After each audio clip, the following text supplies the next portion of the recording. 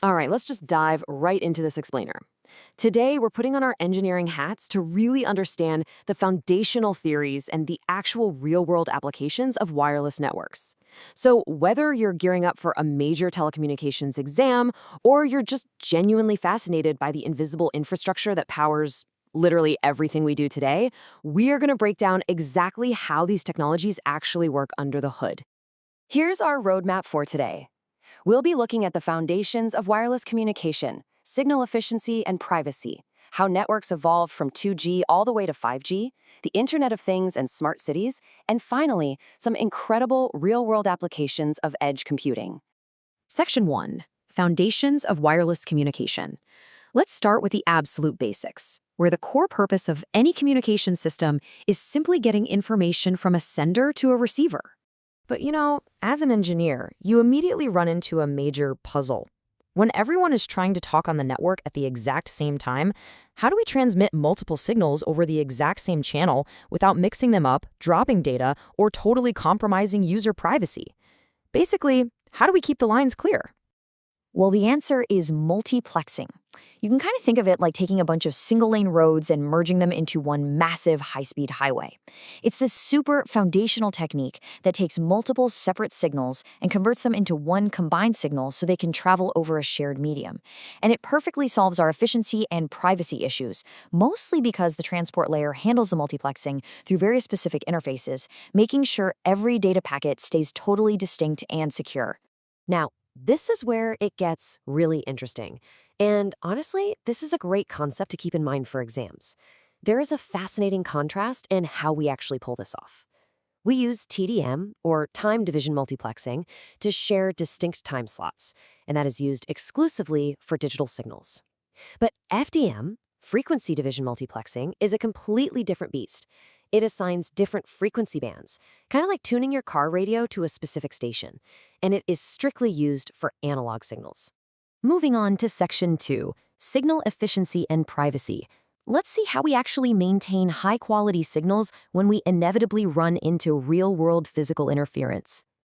Here is a massive exam tip for you. When signals experience rapid fluctuations or fading, changing up the modulation just isn't going to fix it. Actually, scratch that. It won't do anything at all.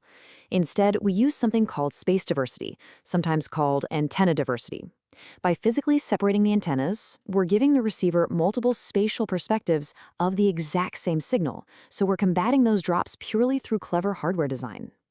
Section 3, Network Evolution, from 2G to 5G. Now that we've got those foundations locked in, let's scale things up across the generations of cellular networks. Okay, seeing how these access technologies evolved is absolutely crucial for any networking exam.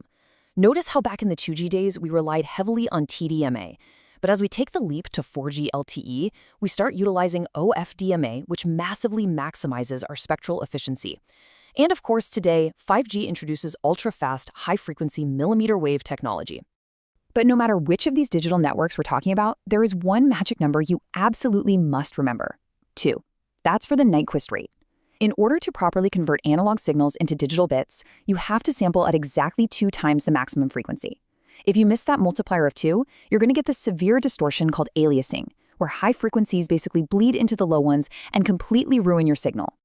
So let's talk about the reality of 5G for a second. Yes, it is incredibly fast. But, physics is physics, right?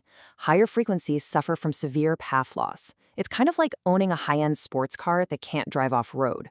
You get this massive, incredible bandwidth, but those millimeter waves really struggle to penetrate walls. That means you get highly limited coverage and frequent indoor signal drops, which forces engineers to come up with highly specific workarounds, like placing antennas way closer together. Which brings us to Section 4, IoT and smart cities. Because if high-frequency 5G struggles to even penetrate a building, how in the world do we efficiently connect thousands of dispersed smart meters all across a modern city? Picture a smart city. You've literally got thousands of machine-to-machine devices waking up at the exact same microsecond to send tiny little bursts of data. The absolute most critical issue you'll face here is called random access channel overload. It's literally like 1,000 people trying to sprint through a single doorway at the exact same time. The entire network just gets completely bottlenecked. Because of that bottleneck, the crucial takeaway here is that we completely bypass power-hungry, short-range technologies like Wi-Fi. It just doesn't work for this.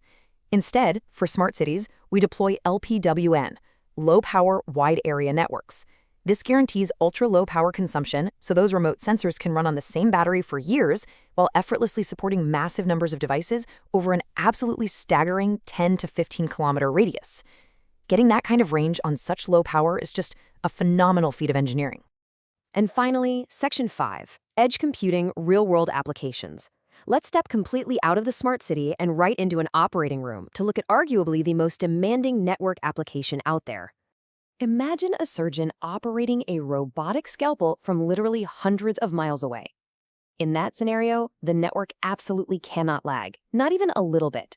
So, what is the most effective engineering solution to eliminate that life-threatening latency? The answer is edge computing.